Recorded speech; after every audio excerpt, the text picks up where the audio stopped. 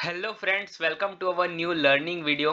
आज के वीडियो में भी हम लोग टेक्निकल एनालिसिस करेंगे और साइकोलॉजी के ऊपर बात करेंगे। अगर मैं आपसे पूछूं कि अगर आपका ट्रेड मिस हो गया तो आपको कैसा फील होगा? अगर आप ट्रेडर हो, अगर आप डेली मार्केट में ट्रेड करते हो तो आपको समझ में आएगा कि उसका पेन क्या होता है। तो इसी के ऊपर बहुत सारी बातें करने वाले हैं हम लोग। तो चलिए हम लोग बिना टाइम वेस्ट किए हुए वीडियो को स्टार्ट करते हैं।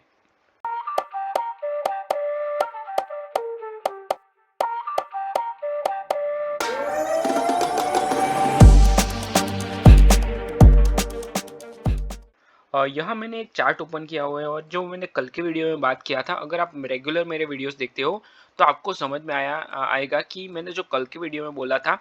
तो निफ्टी का ये जो राउंड नंबर है, ये जो 25,300 का नंबर है, तो यहाँ से मार्केट अगर बाउंस हुआ, अगर ये जो रेजिस्टेंस है इसको मार्केट ने ब्रेक किया तो बहुत अच्छा खासा मार्केट में अपसाइड में मूवमेंट आ सकता है। निफ्टी आराम से 25,500 को टच कर सकती है। और आज का मार्केट की बात करूँ मैं, तो निफ्टी ने 25,550 पे क्लोज किया है।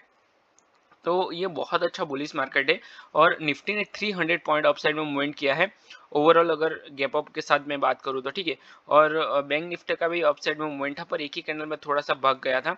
तो यहाँ पे निफ्टी ने बहुत अच्छा अपसाइड में मूवमेंट किया है, वो भी हायर हाई के साथ। तो यहाँ पे अगर आपको स्कैल्प करना है तो बहुत अच्छे से कर सकते हो। पर अगर मान लो कि इतना अच्छा मार्केट ने मूव कर दिया और आपसे मिस हो गया, तो फिर आपको फोमो फील होगा। और ये फोमो बहुत बुरी चीज़ है, इट्स एन साइकोलॉजी।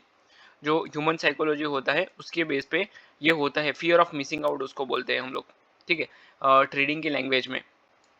तो अगर मान लो कि ये बहुत अच्छा मार्केट है, एक बार दो बार रेजिस्टेंस लिया है, उसका ब्रेकआउट किया और उसके फॉलो थ्रू के साथ बहुत अच्छा खासा मूवमेंट कर दिया। अगर आपने यहाँ पे ट्रेड नहीं लिया फियर के बेस पे, अगर आपको फियर है कि मार्केट में मेरा लॉस हो जाएगा, उसके बेस पे अगर आपने ट्रेड नहीं लिया तो फिर आपको इसमें प्रॉब्लम हो सकता है बाद में, ठीक है।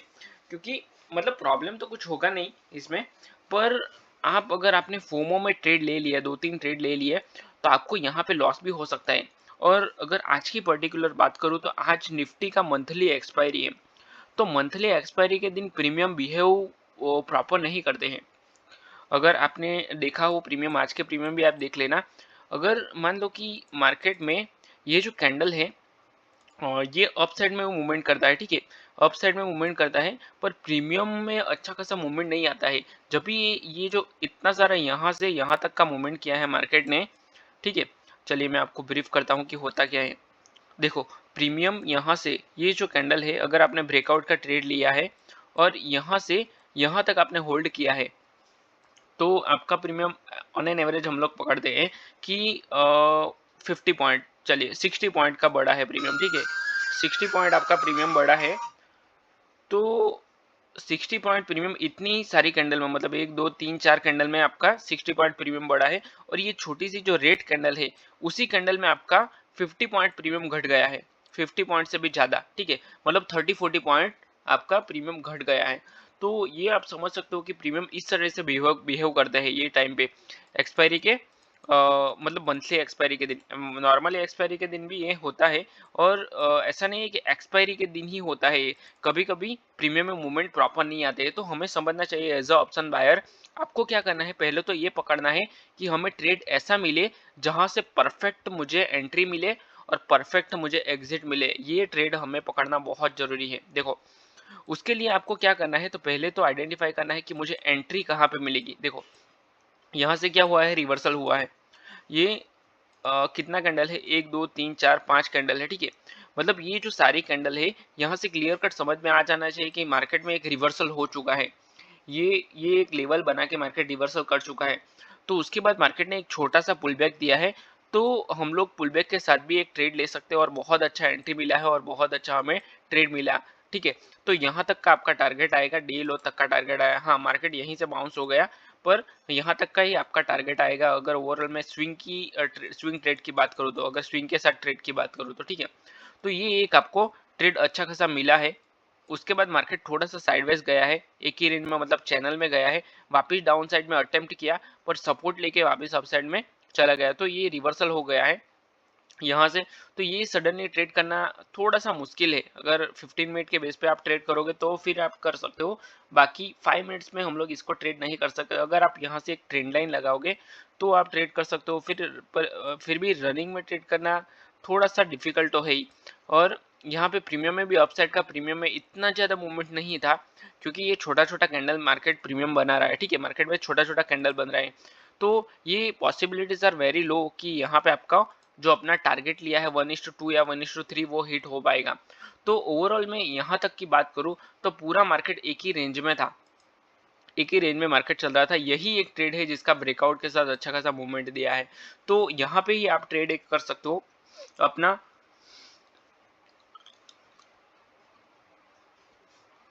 और इसमें स्टॉप लॉस भी बहुत छोटा आएगा। देखो ये छोटी सी कैंडल का साथ ब्रेकआउट किया है मार्केट ने, एक बार ब्रेकआउट का अटेम्प्ट किया पर पूरा फेल कर दिया, रिटेस्ट किया और उसके बाद गया। तो यहाँ पे फेल करने के चांसेस बहुत कम हो जाते हैं। जब भी मार्केट कंटिन्यू निकलता है, यहाँ से यहाँ तक कंटिन्यू निकलता है, तो यहाँ पे ब्रेकआउट फेल होने के चांसेस बहुत ज़्यादा हो जाते हैं, ठीक है। पर मार्केट ने फॉल किया है, रिटेस्ट किया है और उसके बाद गया है, तो यहाँ पे ये होने का चांसेस बहुत कम हो जाएगा। इसके लिए यहाँ पे हम लोग एक ट्रेड ले सकते हैं। उसके बाद अगेन अपसाइड में थोड़ा सा मूवमेंट किया है। सेंसेक्स निफ्टी का, बैंक निफ्टी का भी देख लेता हूँ। बैंक निफ्टी ने मतलब एक ही मूवमेंट कर दिया है, एक मूवमेंट पे ही अच्छा खासा अपसाइड में मूवमेंट कर दिया। देखो यहाँ पे एक अगर आपको बनाना है तो ये बना सकते हो और रेजिस्टेंस बना सकते हो, उसको ब्रेकआउट करके मार्केट ने, मतलब रनिंग में ही आपको ट्रेड लेना पड़ेगा। आप फॉलो थ्रू का या फिर पुल बैक का वेट नहीं कर सकते, आपको रनिंग में ट्रेड लेके निकल जाना पड़ेगा, तो ही आप करोगे। बाकी मार्केट रिटेस्ट करने के लिए आया, अगर लॉन्ग टर्म के लिए आपको होल्ड करना है, मतलब 2-3 घंटे के लिए, तो फिर ठीक है। बाकी आपको यहाँ पे रनिंग में लेके निकलना पड़ेगा 5 मिनट में। सेंसेक्स तो पूरी चैनल में ही चला गया, मतलब सेंसेक्स आज पूरा दिन एक ही चैनल में था, पर प्रीमियम में बहुत अच्छा मूवमेंट था। निफ्टी सेंसेक्स के एक्सपायरी तो नहीं था, फिर भी प्रीमियम बहुत अच्छा चल रहा था सेंसेक्स का। देखो यहाँ पे बार बार मार्केट इसी इसी जोन का, मतलब इसी ट्रेंड लाइन का सपोर्ट ले रहा है। एक बार लिया, 2 बार लिया, 3 बार लिया, फोर्थ टाइम लिया, तो यहाँ से अपसाइड का हम लोग एक प्लान कर सकते हैं जब भी मार्केट इसका सपोर्ट लेता है ये लेवल का, ठीक है। तो यहाँ से बहुत अच्छे से हम लोग प्लान कर सकते हैं। देखो दूसरी चीज मैं आपको ये बताना चाहूंगा कि मार्केट में जब भी ट्रेड मिस होता है हमारा, तो क्या होता है कि फोमो फील होता है। मान लो चलिए यहाँ पे ये आपका ट्रेड मिस हो गया, या अपसाइड का ट्रेड मिस हो गया, या फिर ये डाउन साइड का ट्रेड मिस हो गया, दोनों में से कोई भी ट्रेड मिस हुआ है, तो आप क्या करोगे, यहाँ पे फोमो फील करके मतलब ट्रेड करते रहोगे, ओवर ट्रेड यहीं पे कर दोगे और आपका पूरा, मतलब जो भी आपका स्टॉप लॉस का लिमिट है या फिर कैपिटल है वो आपका लॉस हो जाएगा। और उसके ये कहना थोड़ा सा मुश्किल है, क्योंकि कोई नहीं बताता कि अगर आपको लॉस भी हो गया, ओवर ट्रेडिंग कर भी दी, तो भी आपको वो नहीं बताएगा कि मेरा ये ओवर ट्रेडिंग हुआ है और मेरा उसकी वजह से लॉस हुआ है, ठीक है। क्योंकि ये डिफिकल्ट है, एज अ ट्रेडर किसी को बताना डिफिकल्ट होता है, आप खुद ही जानते हो। और अगर आपको आपके साथ ये हुआ है तो मुझे आप कमेंट करके बताना, ये सबके साथ होता है, ठीक है। तो यहाँ पे मार्केट ने जो ब्रेकआउट किया है या फिर ये जो कंसोलिडेशन किया है, तो यहाँ पे बहुत सारे लोग अपना जो स्टॉप लॉस है वो दे देते हैं, क्योंकि वो लोग क्या करते हैं, ओवर ट्रेड कर देते हैं फोमो फील करके। तो हमें क्या करना है, फोमो फील नहीं करना है। अगर आपको ट्रेड करना है, ट्रेड अगर आपका मिस हो गया तो सिस्टम को छोड़ दो आप। देखो इतना अच्छा अगर आपसे ट्रेड मिस हो गया या फिर ये डाउन साइड का पूरा ट्रेड आपसे मिस हो गया, तो आपको क्या करना है, सिस्टम को छोड़ देना है, सिस्टम बंद कर दो। अगर आपको फील भी हो रहा है, ठीक है, आपको अगर एक बार आपने फोमो में ट्रेड ले लिया, उसके बाद नेक्स्ट टाइम सेम ऐसा सिचुएशन आता है आपको, तो आपको नोट्स में लिखना है कि मैं सिस्टम को छोड़ दे रहा हूँ, बाद में मैं वापस ज्वाइन करूंगा, 1 घंटे बाद, 2 घंटे बाद मैं सिस्टम को देखूंगा। इस तरह से आप ये सिचुएशन को हैंडल कर सकते हो। अगर टेस्ट मिस भी हो गया तो उसमें कोई टेंशन लेने की जरूरत नहीं है। ये मार्केट हमेशा चलता रहने वाला है, कल भी मार्केट आएगा और परसों भी मार्केट आएगा, तो ये ऐसा ट्रेड हमें बार बार मिलेगा, ठीक है। तो आई होप आप समझ सकते हो मैं क्या कहना चाहता हूँ। तो आज के इस वीडियो में मैं इतना ही कहना चाहूँगा, और आई होप कि आपको इस वीडियो में लर्निंग मिला हो। अगर आपको ट्रेडिंग सीखना है तो मैंने ऑप्शन ट्रेडिंग के ऊपर पूरा कोर्स बनाया हुआ है, वो भी फ्री में। उसका डिस्क्रिप्शन में मैंने लिंक दिया है, वहां से आप पूरा कोर्स चेक कर सकते हो, उसका कोई चार्ज नहीं है, ठीक है। तो चलिए मैं वीडियो को यहीं पे क्लोज करता हूँ, मिलते हैं नेक्स्ट वीडियो में। Till then bye bye and thanks for watching this video.